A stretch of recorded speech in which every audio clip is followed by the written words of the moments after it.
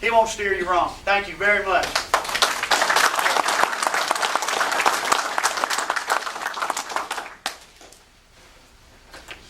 There's nothing I can add to all that. I appreciate all y'all coming. Thanks. Maybe I can fill in a few of the gaps a little bit. A couple of things I was trying to make mental notes of as it was going along.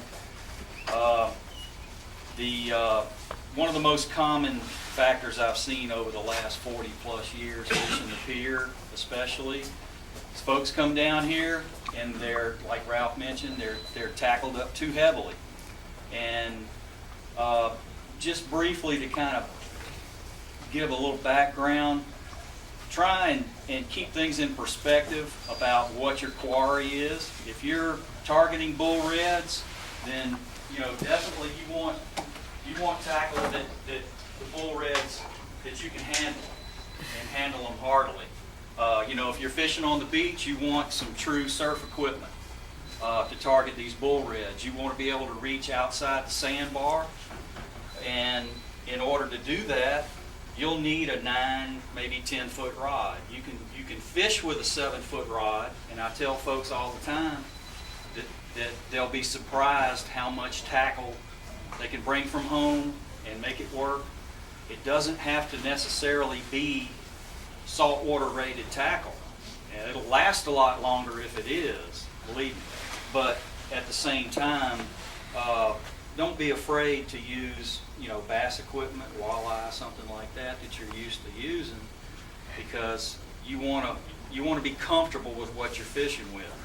Most guys from up north aren't familiar with 9 and 10-foot surf rods and how to use them and such as that, and where to use them and how to use them. So you want to be familiarize yourself with that kind of equipment before you just jump right into it, unless you're that kind of guy that just can just do it on a lark. So try and stay in your comfort zone and expand it with whatever you feel comfortable with. A lot of people have been experimenting over the last 10 or so years, and one thing that can help you out a lot, especially for surf fishing, is the use of braided lines. It's something that's expanded my horizons just a lot over the last 2 or 3 years since I've really gotten into braided lines. The biggest factor that people tout all the time is the diameter difference between mono and braid. It's about 3 times, which probably offsets about the 3 times as much cost. But that being said, it's worth it in that the line typically is more durable, like Ralph mentioned. It's less likely to be broken off, but that's usually not an issue in the surf anyway. Typically, the only things that are going to abrade in the surf is from your rig, from the weight sliding up and down your line, or coming in contact with the fish, or in the case of throwing outside the sandbar, if you have a large fish that's running horizontally down the beach, especially these guys that shark fish, they run into this problem where the line typically cuts into the top of the sandbar, and it literally sandpapers the line in two. So, but that's a rarity. Most people that are going to typically get into a bull red, that's a fish that's 15 to 25 pounds, and it's going to probably take about 200 yards typically. You're going to be out there, you want to be out there at least 200 feet, maybe even 60, 70 yards it may take. One thing I've noted lately is that the beach bar is starting to move off the beach. We've been having these periods, like Ralph mentioned, where it's rough every few days, and we've been getting some bigger swells than we have in the past few months.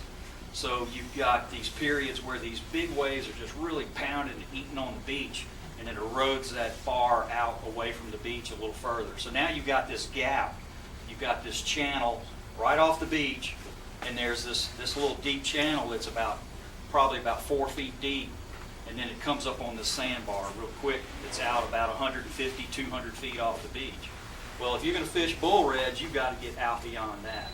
So your options are find a place that's shallow enough where you can ford out to the bar and throw out as far as you can, and then walk your line back to put it in your sand spike, or just get a longer rod and try and throw that much further. You know, a lot of guys don't like to get wet. I don't blame you a bit. That water's cold at 60 degrees, and but a day like today, it's warmer than the air. So, you know, when I get in the water, I put my thermals on. I like the stocking foot, and I'll wear some wading shoes or something like that under it. And but I still don't like to go in much more than waist deep. And it's just a lot more comfortable that way. In the past, there's been people that had tried to wade the Perdido Pass, and we actually lost somebody some years ago when he stepped off a deep edge and his waders filled with water, and out he went with the tide. So definitely be careful if you're in that water, especially if there's waves. You need to keep eyes in the back of your head, see the waves coming, listen to it. You know, always be aware of your surroundings, and not just in terms of being for safety, but also especially for terms of making it more enjoyable. You know, take a minute, enjoy the sunset. You know, maybe the porpoises are playing out there. Take a minute, grab, bring that in. But always be lookout for all the little things that tip you off. You know, you see that dark spot moving through the water. Oh, there's no clouds today. That's a school of fish. So you want to investigate that kind of thing. You see mullet in the surf, something like that. That's definitely something to check out. You know, so you want to always be aware of what's going on in the water in front of you. And the same thing holds through, out on the pier and all too. And what you don't want to do is repeat the same mistakes that the guy next to you is making. I mean, if he's pulling in fish, yeah, do what he's doing. But if he's not, then what they say about the definition of insanity is doing the same thing over and over again, expecting different results. So, 100 of us are out there on the beach every day, and we're all doing the same thing, and everybody's pulling goose eggs. Then, except for 3 or 4 guys, somebody's doing something a little different. So try and think outside of that box, and be outside of that box. If it's not producing, try and interconnect. Try and talk to the other fishermen around you. There's nothing that can replace those networks that guys establish. If you know people, keep in contact with them, especially if they're fishing different areas, doing different things. And maybe they can suggest something to you, and vice versa. So try and expand, like that. One way a lot of us do it on the pier is through the fishing forum at GulfShoresPierFishing.com. And you're any of you welcome to sign up if you already haven't. And it's a great community and a good way to keep in touch about what's biting not only on the pier but also on the beaches. Some guys, when they take boat trips, will chime in and stuff like that. And a lot of guys that even aren't that don't live here locally, and when they're away, they still like to keep in touch about what's going on. They feel like it keeps them connected to the coast. So, definitely a lot of folks enjoy it, and it seems like more all the time, and which is a great thing. Say it again. It seems like more folks all the time. What's the website? GulfShoresPierFishing.com. And I was going to touch real quickly on the surf fishing. I think one thing we want to do, the most common types of rigs that everybody's used to are usually these double rigs, these double dropper rigs, and they are fairly inexpensive. They're real easy to use. You tie them on, you clip on a pyramid sinker, put some bait on it, and you're fishing. But the thing about bait is there's 2 kinds of bait. There's bait that is easy to get, and like they mentioned with the ghost shrimp and such, there's bait that's not so easy to get. And unfortunately, that's typically what the fish seem to favor.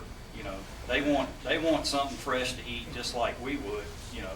Their animals aren't a whole lot different anywhere you go. So you want to be sure that you're baiting up properly. And several things you can do to do that is to pick fresh bait. And I like fresh. And when I write people and tell them about it, I capitalize fresh. And that if I have to kill it myself, I want to make sure it's fresh. I go to one of the bait shops. I'm not going to mention their name because I love them, and they do a good job of helping provide for the fishermen. But I was on my way down here today, and I stopped, and what they call bait shrimp wasn't what I wanted for bait shrimp. And I ended up, so I bought some eating shrimp to put on my hook, and you know, that probably, I got a couple of bites on that. So that's what I typically would expect to do. And most people will fish these dropper rigs, and one thing that's great about them is they usually come on circle hooks or these Kale hooks, and there's a fairly strong hook, but it's not unbreakable by any means. So if you put a dropper rig like this on a rig with 25-pound test, and you've got the drag cranked down, something's going to give, and it's always going to be your weakest link. And if this flexible hook is the weakest link, you're going to straighten it out, or even break them occasionally, what I've done before. So you definitely want to, set your drag properly. You want the fish to take line. He's not going to break you off on anything. There's no pilings or barnacles or anything on the beach, so just let him go. You've got 250 comfortably. Especially if you've got a reel this size, you'll have 300 yards of line, and he practically, his tongue will be hanging out before he gets out that far, if he's pulling against just even a moderate drag. So you only need a few pounds of drag to stop that fish, and just enjoy the ride. Let him take line, let him work himself down, work him back. You get him in close to the surf, use the surge of the waves to beach the fish. Don't fight him up the current. A lot of people lose their fish right at the base of the shoreline. Just use, if there's any swell at all, just use the surge to get him at the edge, and then wait for another wave, and when he's there, have his face pointed towards you, and just use the wave to ease him up on the beach. And when he beaches himself, then you can go down and collect your catch. These bull reds, and especially the black drum, that are so prevalent right now, the bigger ones especially. I love me a smaller puppy drum up to about 10 pounds, but after that they've got a bad reputation for having the spaghetti worms in them. So a lot of people put them back, and that's probably a good idea because they're breeding stock just like the bull reds are. It takes a long time for these fish to grow, to be mature. Redfish and drum typically live 25, 30, 40 years. Sheephead, it'll probably half that long easily, 15 to 20 years. It takes 10 years for a sheephead to reach 6 pounds. So they grow quickly. All these fish grow quickly in the first couple of years. And then their growth rate slows down to the point where they're only growing about 1 inch a year. A lot of the whiting that we seek out, these whiting that are 12 inches long, they're only 1.5 years, 2 years old. When they get 16, 18 inches, they only grow, after that, they only grow 1 inch a year. So a fish that's 2 pounds might be 6, 7, 8 years old. So it takes that long to grow these fish. So always try and be conservation minded, especially since there are more fishermen on the beaches all the time. Just try and take what you need, put the rest back. I know a lot of folks, they're great eating, so there's always that temptation. But, just try and keep the conservation in mind. That it's not an unlimited resource, and we need to take care of it so that more and more folks can continue to come down and enjoy it. So that's my public service announcement. But oh yeah, go ahead. And just between you and me, what's the only thing that I've heard so far that I think I can relate to is that I've got a 9-foot rod, but it's a fly rod. Oh, a fly rod. And so I'm going to be standing Okay. right on the shore. Yeah. What can I catch? Yeah. Anything. I mean, if I can get it out 60 feet, that's a good throw. Yeah. So what you want to do is, I got something here that can relate to you then. And I was going to get to that, but I'll go ahead and fast forward to it. This is a 9-foot medium rod that is probably not too far off the action of that fly rod that you had. Before I found this, I experimented with some fly rods. Okay. And the great thing about graphite is that it's you know, it's fairly stiff. Even a moderate action rod is going to have you know, pretty good sensitivity, and it's going to be fairly stiff. And I opted with this one. One thing you can do when you put spinning tackle on there is go with some of the light braided lines. I've got 6-pound braid on this, and when I first started using it about a year and a half ago, I was astounded at the fish that I could catch with it. I thought, you know, oh, you know, I'm going to be breaking fish off and such as that. But this rod is so forgiving, you know, that with just a moderate drag, I'm not going to break any.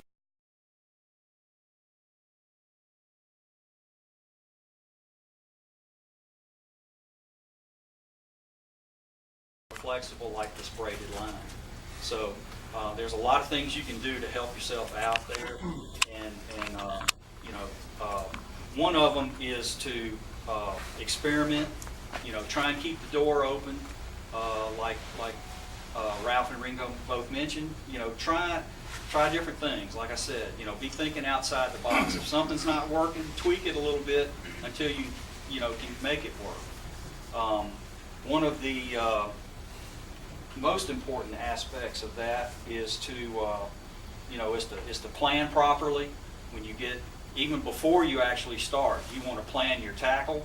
You want to plan your approach based on you know, like the forecast, and paying special attention to the marine forecast, the sky forecast. Am I going to have clouds? Am I going to have wind? Which direction? How hard? And there's a lot of tools to do that. You know, you've got this network of NOAA data buoys along the coast. You've got some very good webcams along the beach, and that gives you a view, you know, even if you're back inland like I am. And I've come down here all my life, and I remember when I was in high school thinking, you know, I don't know if I should bring my surfboard today, or if I should go fishing, or stay at home, or what, you know. Well, now I can pull it up on the computer and go, I don't think so, not today. Or I look at it and I go, oh, okay, I see the window, you know, and then head down. So the better you can plan, and the good thing, as unpredictable as the weather is from, you know, day to day, there's also a certain degree of predictability about it. So when you look at the weather forecast, maybe you can plan out 3, 4, 5 days using the National Weather Service as a tool. And the other thing you can plan on is your tackle. And you know, so I know when I want to go to the beach what my quiver needs to look like, what I'm going to bring with me. Same way when I go to the pier, I want to know what I'm going to be fishing for primarily. So I may consult the reports and find out what's been going on lately. You know, if the reports are pretty sparse, then I may just kind of have to shoot blind. But otherwise, I want to get any resource that I can to help me plan my trip and be ready to go. And anything I can do to curb that, you know, trying to learn on the fly once I get there, the more things I can eliminate at that point, the better off that I'll be, and probably the more successful I'll be also. So I want to decide, you know, what kind of bait I'm going to need, what kind of tackle, and have all that squared away and ready to go, and you know, come down and take advantage of it. And the first thing I do when I get there is I'm going to start reading the beach, reading the water. You know, I see so many guys, and they'll come out on the beach, or they'll get to the pier, and especially on the pier, human nature being what it is, it's like, okay, we're here, and they go all the way to the end, and they throw as far out as they can, and they sit and wait, and nothing happens. And they may have walked by most of the fish that are being caught. And the same on the beach. You know, a lot of folks I fish with are staying in a particular place, a condo or a house or something like that, or maybe you have a beach access point and you go straight out from that, and maybe you put 2 rods out, you know, but still they're only within 20 feet of each other. and there's no lateral movement. You know, those fish aren't stationary. Unless there's a particular reason to draw them into that spot, you're not going to have much success more than likely, unless they're moving laterally up and down the beach. So what you may have to do is go looking for them, go prospecting, and that would entail trying different things. So you may have to actually prospect down the beach, like I do a lot of times. I'm pulling my cart, I'll stake a spot out, and I'll decide where I'm going to put my bait. I throw it out, I'll move ahead about another 50 feet, put another one out, pull up my cart, put a third one out. And I'll go back, and the whole time I'm looking over my shoulder to see what's going on with the first one, see if I get any bites. Pull in, check the bait, do it with the second, and so on with the third. Just keep leapfrogging down the beach, moving this equipment, working my way down the beach until I find a specific spot that I want to fish, or you know, that it's holding fish. And at the same time, what I'm doing is I'm trying to put that bait at the most likely position where it's at, and that is typically on either in two places, either on the front face of the beach bar or on the reverse face, on the seaward face of it. So either way, you want to fish the drop off, because that's typically the wall, the edge of the highway that the fish are using to move when they're moving up and down the beach. Any kind of break in that bar that's going to funnel the currents and all, that'll bring food to the fish, those are stations that you want to check out. Also the points. So it's not, you know, you want to move beyond that point to where it all looks the same. Oh, it's just sand. Well, I see some waves.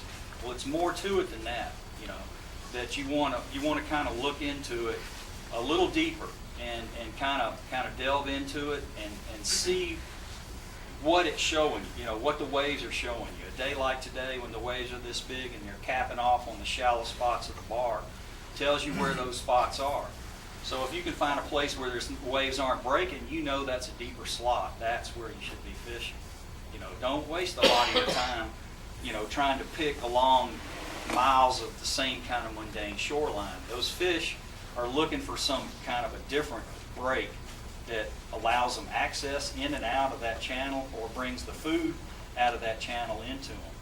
All these ghost shrimp and coquina and sand fleas in a couple of months and all, they get stirred up by these waves, and the water builds up against the shoreline. It's got to go somewhere, and commonly it's called rip current. So you want to if you can identify a rip current, usually you need a little more surf than what we had today to show that. And you can use that rip current where it parallels the beach for a ways and then it goes out. Or you may even see two, and they open a channel in the outer bar. That's the area you want to fish. And, you know, so if I'm walking down the beach and I can identify a rip, that's where I'm going to start. Now, I may venture out, you know, 100 yards this way or that way, but basically I'm looking for those kind of spots. And similarly, when I'm on the pier, if I can identify, you know, the species that I'm after or something like that, especially when talking to the other fishermen, I may not, you know, stop at the sandbar. I may go halfway between the bar and the end, or maybe most of the fish being caught are between the beach and the sandbar. So I want to tailor my approach no matter where I am. It's even something as small as the pier, it gets pretty big once you're on it, and you've got, okay, am I going to fish this side or that side? How far out? How am I going to approach it, and such as that? And the biggest thing about that is the species that are available. So what you want to do, and part of your preparation, you know, in choosing your tackle and your terminal tackle, is what you can expect. This time of year, your options are pretty limited. You got bull reds and drum, sheephead, and whiting for the most part. There may be a few other things that you can throw in the mix, occasionally pompano, occasionally speckled trout, occasionally bluefish, occasionally flounder. But if you target those specifically, you're going to pull a blank a lot more often.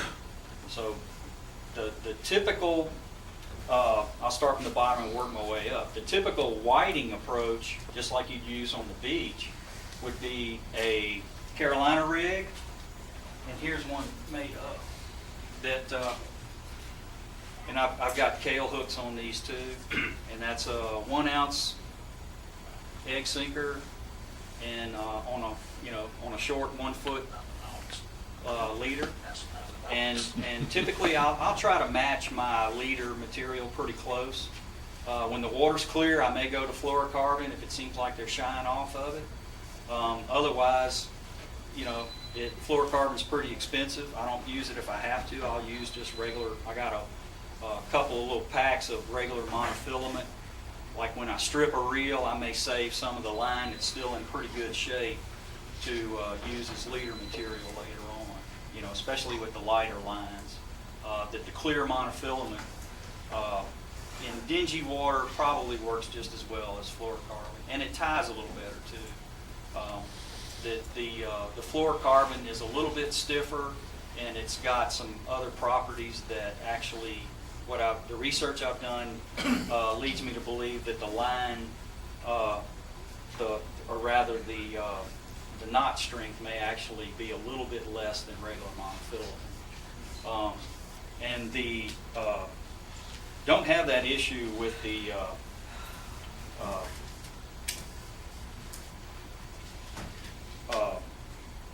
braid, of course, that it's more or less just a simple operation. One thing I like to use with the braid is the sinker slides, and it helps because the sinker slide typically is made of plastic.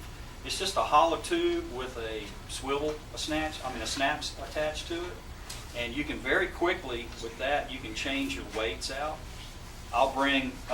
Typically I'll bring out on the beach, some of these in my bag, and I'll have several different sizes of pyramid sinkers and such as that. And I'll typically start, especially with my light rig, I'll start with 1 ounce, maybe go to 2. But if I'm going to use 3, I'll go with a heavier rig. Instead of a medium, I'll go with something like this 7.6 medium heavy. And you can see how much stiffer of an action that is. And this is rated up to 20-pound line, so I saw fit to put 20-pound braid on it. So I can catch pretty good fish with this, and it does double duty for me in that this time of year I can use it for surf fishing, and then as it begins to warm up and I move away back to the pier and start fishing there more, I'm going to start throwing lures and such with it, and that's kind of where I wanted to go next. If nobody's got any questions right now, okay, go ahead. On your surf ball, your braided line, Yeah. what kind of line is it? Which one? The surf. The big one? Yeah, you could go with either, I would recommend 15 to 20 pound monofilament on a big surf rod like this. Well, not braided line. You could go with braid, but I would stick with the recommendations. This rod is rated 15 to 30 pounds, so I would stop at 30. What I'm getting at, could you throw braided line further than you could monofilament? Absolutely. But another problem is with a large reel, you're going to have a huge line capacity with braid. Expensive. So often what happens is you'll have to buy a spool, say a 300-yard spool, and put some underlayment of monofilament to build it out so that you have a full spool when you're casting. And that's kind of tricky to do. Yeah. And but it's very doable. A reel like this is an excellent setup for that type of fishing, and it is versatile. A 9-foot rod you could even use on the pier, later in the year if you wanted to mackerel fish. Even though the setup, the gripping is a little bit different because you've got all this handle here. It's great for leaning into a cast for surf casting, but it's not too much fun when you're on the pier all day and you got this 1.5 foot sticking out behind you, and people are walking by you and brushing into it and such as that. So that's typically why we like a little bit shorter handle rods for pier fishing. Even though it may even be 9 foot, the grip is going to be a little tighter. It's going to be about 1 foot less, and everything will be kind of pushed back a little bit. But to redirect your question, yeah, if you go with braid, you'll be fine with that kind of a setup. Yes, sir. Can you use that dropper rig for sheeps?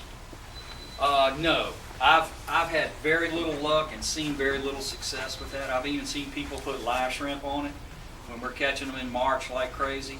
And this is just a little too much for them. You know, Ralph mentioned how wary they can be, and they really are. I often go really stealthy for sheephead just because they can be so finicky at times. I may step down from 8 to even 6 or 4 pound if I have to, if the water's extremely calm and clear, and correspondingly less and less.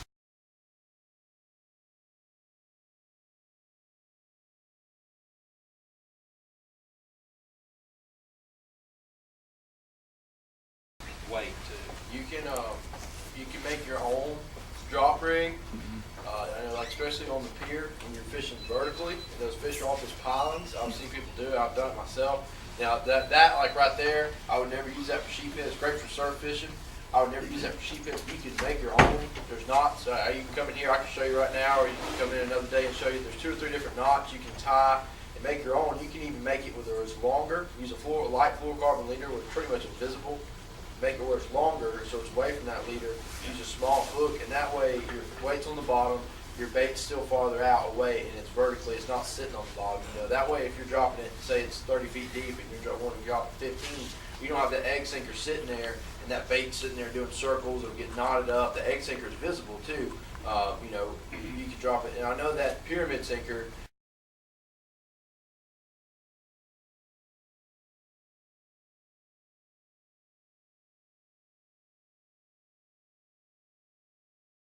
Yeah, unless it's bull reds chasing them, it would probably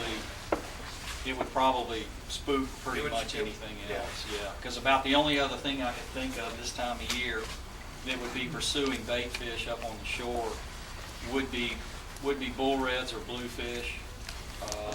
In mild winters, possibly bonita, and they're usually chasing anchovies, not the menhaden that you see flipping and flopping on the surface. Most of the time you see those pelicans on the beach, there's redfish pushing them up. Those bait fish get farther down, the redfish get underneath them, they push them to the surface, those redfish, and then the pelicans start diving on them. Most of the fish that are eating those bait fish, they don't mind the birds because it's normal to them. That's what they're used to. Every time they school up those bait fish, there's dolphins and there's pelicans right on top of them. There's usually 30 other different kinds of birds too. If you're a bird watcher, it's a great time because there's 100 different kinds. Cormorants are there too. If you're throwing a rig out there and it's going to the bottom, then you don't have to worry about the pelicans getting it. You know, I know off the pier in the summertime, guys that use live baits that are just underneath the surface, those pelicans dive on it and they'll have it down their throat for you know what happened. That's a bad story to tell, but when you got a something that's going straight to the bottom real quick, they won't mind nothing. They'll usually get out of the way because they know.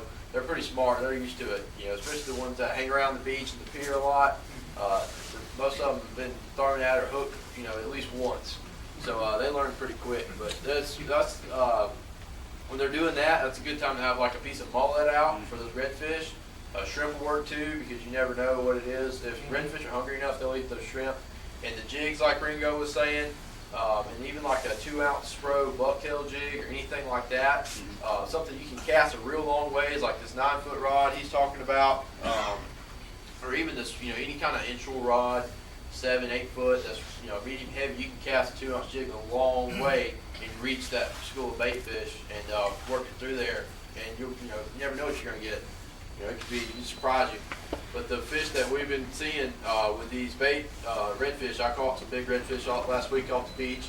Followed the birds down, and I called Ringo, and he went on the outside on the boat getting them, and I was on the beach getting them.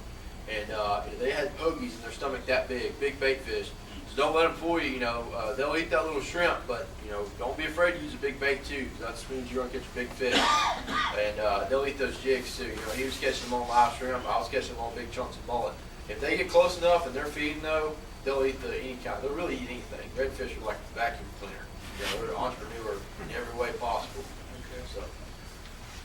Yeah, if you can get a bait out, you know, past that bar, that'd be a good time to get it out on bottom as far out as you can, and then you shouldn't be worried with the birds.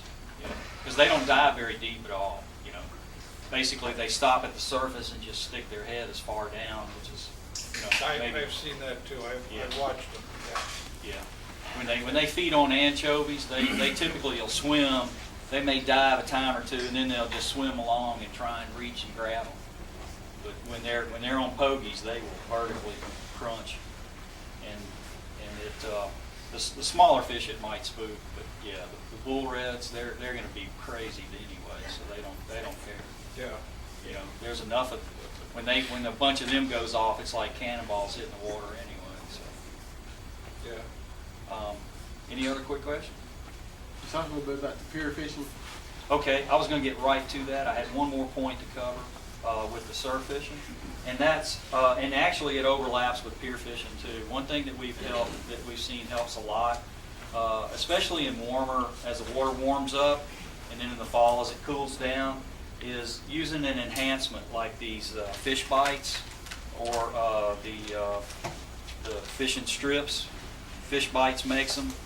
It's a synthetic bait that is it's made with a mesh embedded in it. It's kind of like surgical gauze. It's Kevlar. And oh, is it Kevlar? Okay. Yeah, it's supposed to be the same stuff as the booty shrimp. It's pretty tough stuff, and when you stick a hook through it, it basically stays on there until it dissolves away, and all you're left with is just the mesh left on there. But it'll take a while for that to break down, and typically on these kale hooks, I'll push it up in the middle of the kale hook like that, and I'll take my shrimp that I've usually I'll break it in half, and when I prepare those shrimp to put on the hook, usually the first thing I do is pull that cap off the helmet, where Ralph was talking about when you hook a live shrimp. You want to just remove that, but leave the legs attached underneath. And the other thing I'll do is pinch the tail off. And the reasons I do that is I found over time that it releases more scent for one thing, and the other reason is because those pieces that stick off like that, the head sometimes especially if it's older bait shrimp, the helmet comes off halfway. When you're casting and it's spinning like this, it gets caught in the air. It cuts down, the wind resistance cuts down your casting distance, and it also, when it gets in the water, if you're got surf and it's picking that up and it's rolling it around and it's twisting up on your line. So if you pull in your rig and it's all twisted up, it's because your bait was spinning probably in that little bit of current or the waves washing across it. The bait is spinning, so you want to eliminate that. And this Fish Bites is real good, because it's a small piece. It stays on the hook. You can take that half a piece of shrimp then and thread on the hook behind it, right below it, on the bottom part of the hook. So this is where it attaches, and this is where my shrimp would be, about that big. And basically it hides the rest of the hook with just the point sticking out. And it looks extremely a lot like a sand flea, and the eggs are the same color as this. So it's a very effective pompano bait, especially in the surf. Whiting love it too when they're feeding on sand fleas. Also, like Ralph mentioned, the colors in the ghost shrimp, one of the colors is orange. So when any of these pink, orange, flesh, they all seem to work pretty good because typically they're mimicking some of these critters that the fish are used to eating on. Whenever you look at coquina clams on the beach, they are every color of the rainbow, and it's a shame they're so small, or they'd make great bait. But they're no bigger than your thumbnail, so they don't make very effective bait. But the fish eat them up. They'll eat them whole, and they tend to crunch them up. And but these fish have small mouths. The pompano, whiting, even small drum, the mouth isn't much bigger than what you can stick your thumb in. So that's another reason that these kale hooks are so effective, is that small bite in the hook allows them to get at least most of the hook in their mouth. I've even had them occasionally swallow a kale hook, but it's typically larger fish, like 16, 18 inches that do that. And but you know, they like their groceries and they know what they look like, and they, you know, anything you can do to mimic that in smaller details is going to pay off in dividends with more fish. So try and keep that in mind. You know, the old adage is match the hatch, and that's what you're trying to do. You know, for years we've used pinnated shrimp, the typical shrimp that you see on the platter, and you know, just in the past half dozen years or so, we'd clean whiting and stuff and see pieces of ghost shrimp in them and think, you know, gee, I bet that'd make good bait. But nobody really put two and two together until, you know, and really you can thank the knowledge of the internet for kind of bringing that and spreading, you know, that. And it's so much of that has helped fishermen, you know, be more knowledgeable. So again, you know, I'd encourage you to tap those resources at any point, any time, either YouTube's or you know, to help with your rigging or give you ideas and such as that. And then I'll go into the pier fishing, and typically what we've got looking forward to in the next, say, 2 months. You know, right now is sleepy time on the pier. And it is, you know, if you like coffee and donuts, go fish at the pier, because that's about all you're going to get. But I mean, there's a few fish around. Don't get me wrong. It's not that there's nothing there, but the good days are coming, and they're probably about, I would figure, 7 to 10 weeks away. You know, so it may kind of, it depends on how long the warm up stretches out. Some years it's real early, some years it's later. You know, the water temperature's a little warmer than average, so maybe it'll take on off from there. The first species that kicks off pretty much in the spring on the pier is sheep's head. They start ganging up around any structure in the bay. They'll start at the estuary mouths, the mouth of Perdido Bay, the mouth of Mobile Bay, and they'll congregate around the structures in those lower bays or at the mouth, places like Perdido Pass, some of the near-shore gas wells between Fort Gaines and Fort Morgan. And then they very quickly, once the water begins this warm-up, and there's some timing to do with the full moon, which, you know, full moon was yesterday, so the full moon in March is going to be early in the month. I hope that's a harbinger for an early spring, but, you know, we'll know in about 4 weeks, I guess. But typically, like Dusty mentioned, by mid-spring, by mid-March, it's going full bore, and sheephead should be a slam dunk at the pier. And typically, live shrimp with a Carolina rig presentation will catch them just fine. You can go as light as you're comfortable with. The lighter you go, the more bites you get, but the bigger fish you hook, the less you're going to land. So it's you know, weighing out. Do I want to have more fun, or do I want to bring more fish home, or what? So everybody's a little different. Some guys use braid. That works real good. Braid with fluorocarbon leaders is a killer. And you can make the drop rigs like Dusty mentioned. And that's at a time when I found that a single dropper rig under a bell sinker, like a bass casting sinker, where the bass casting hangs down below the swivel about 1.5 foot, and the leader with the bait on it coming off of a small 3-way swivel, or you can tie a double loop, whichever, and on another rig. And probably you wouldn't have to use a kale hook for that. Using regular shrimp suspended like that, typically I like for them to swim around, and I like the smaller shrimp. Don't get the big ones, because they'll just bite them in half. They've got a small mouth too. So what you want is a bite-sized one, about 2.5, 3 inches long, and usually they'll come up to it, and you'll feel tap, tap, tap, tap, tap, and that's that shrimp jumping away when this predator's looking at him. He's bouncing away like this. So what translates up your line is this little tap, tap, tap, tap, tap, and the shrimp's jumping, and then boom, it just all of a sudden this heavy thump telegraphs up the line, and that's when the fish grabs it. And like Ralph mentioned, when he's boat fishing, you let the fish do the work.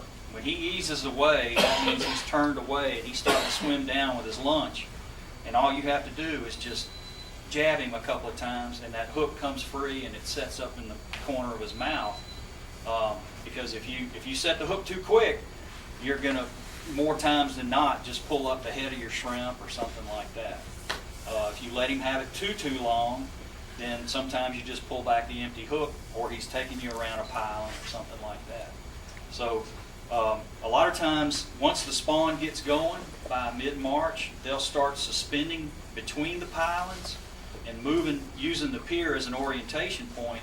The schools will move out around the pier, and you'll see groups maybe break off when the spawn's in full mode.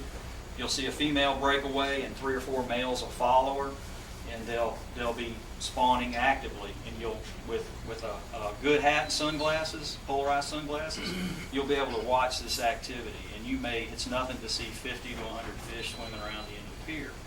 And that's when it's really fun, and it stays that way for a few weeks, depending on the weather. There may be breaks if there's a storm period or such as that.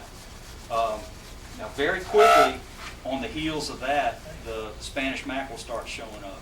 Usually anywhere from the 2nd to the last week in March, again, depending on the water temperature. These are pelagic fish. They're truly coastal pelagic fish. There's very few are ever around here in the wintertime. Occasionally we'll have a really mild winter like we did in 2012. People were actually catching them on sabiki rigs off the end of the jetty. And there were some caught in December and January off the pier. So, but that's few and far between, and you really have to practically target them to find them. And they're always small. They're only about 12-inch fork length. And so even though they're not regulated in Alabama, they're pretty small fish. But it's always novel to catch Spanish early in the year. And when they really start showing up, typically they'll start, you'll see about some of the boats will be catching them at Perdido Pass. And then generally within a day or two, they'll show up at the pier. And typically that time of year, we catch them on these gotcha plugs. And that's a heavy tube lure. And notice I'm handling it from the head end. I'll do that. But typically these 3/4 ounce are just fine for that kind of fishing. What you want to do is partner it up with some heavy monofilament, like 25, 30, 35, 40 pound monofilament. Clear. Most folks use clear monofilament. If there's some really big ones around, because they butcher it up so bad, a lot of times I'll go with a short piece of light wire, like 20-pound test wire, only about 3 inches long, and then I'll tie my heavy monofilament on the end of that. Lure that we really use a lot of, that's one of my favorites, it's real simple to use. To back up a second, the reason they call this gotcha is because as soon as you take them out of the package, typically one of them hooks will gotcha. So they're named that way for a reason. I keep them in my box wrapped up in tissue paper so that I don't accidentally bump into one. And I've seen plenty of folks go to the hospital because of that. But one of my personal favorites is just a simple rig, these half-ounce looney jigs. They're locally produced, and they are a standard for Spanish mackerel fishing for the past 40 years. And they're great lure, simple to use, only about $1.50 a piece. And one thing I'll do to enhance them a little bit more is take some 5-minute epoxy with a matchstick and just wrap around to strengthen, reinforce the wrapping, so that the fish don't bite through it as quickly. And because the mackerel have extremely sharp teeth, and you want to be sure that you keep your fingers away from them. And that's another reason. I don't have anything against gotcha plugs. Some people despise them. I think it's a great lure at times, but it's not the only thing I throw. I've got some spoons and such, especially that I use later in the year when small baits are in the water. But primarily, when the Spanish mackerel first show up, there's not a whole lot for them to eat, except the striped anchovies that are out in the Gulf, and maybe a few squid. And this looks remarkably like a 3-inch squid that is just Spanish mackerel will just love. So they'll be all over that pretty good.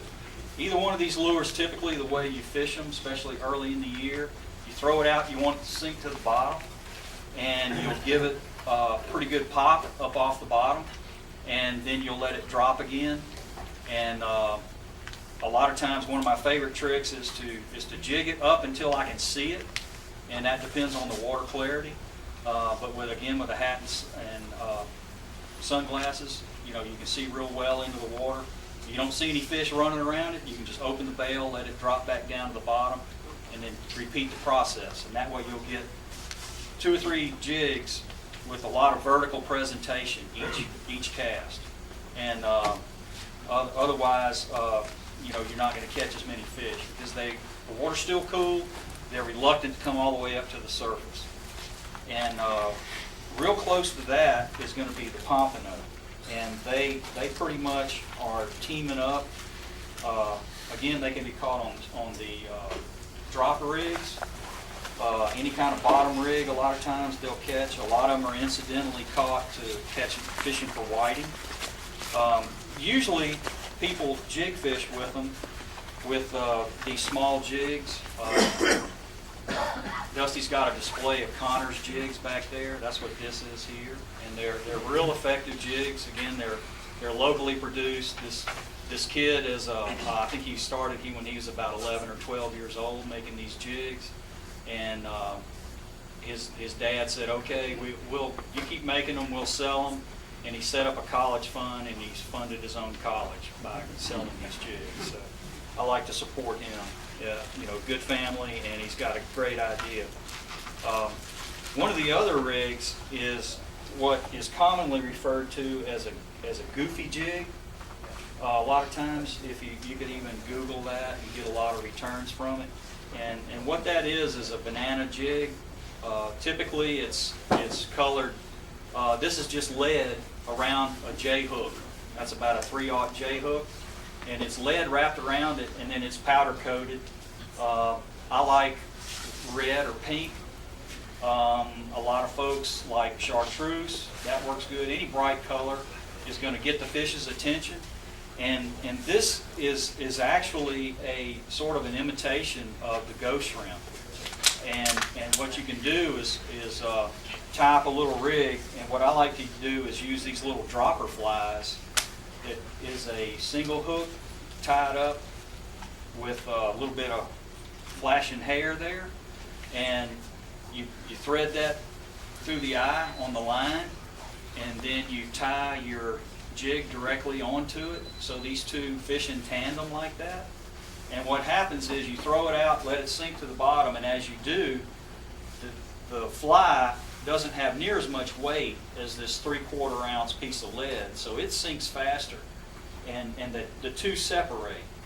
So the fly is up above, and so it hesitates for a few seconds and then slowly drifts down over the actual jig.